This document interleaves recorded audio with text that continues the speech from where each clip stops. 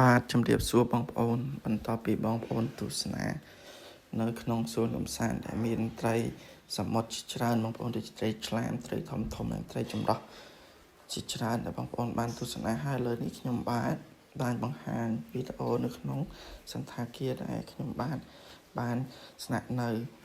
ហើយនេះគឺជាសកម្មភាពនៃការដើរបងប្អូនពេលយប់ឡើងនៅក្នុងសន្តាគារគឺគេបើកភ្លើងមានអាងអីសម្រាប់បងប្អូនដែរចូលចិត្តអាចហាលទឹកលេងបានហើយបងប្អូននេះគឺជាការដើរលេងកម្សាន្តដែលមានមើលរូបភាពទៅដូចអឺរ៉ុបចឹងបងប្អូនហើយមានបឹងមួយដែលគេធ្វើសម្រាប់បងប្អូនទស្សនាហើយក៏មានការបាញ់ភ្លើងដើម្បីបង្ហាញជា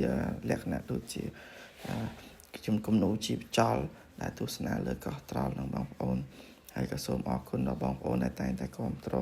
វីដេអូទាំងក្នុង Facebook YouTube ទាំងអស់គ្នាបងប្អូននេះគឺជាភោជនីយដ្ឋានសម្រាប់បងប្អូនដែលចូលចិត្តគ្រឿងសមុទ្រណាបងប្អូនសូមអរគុណបងប្អូន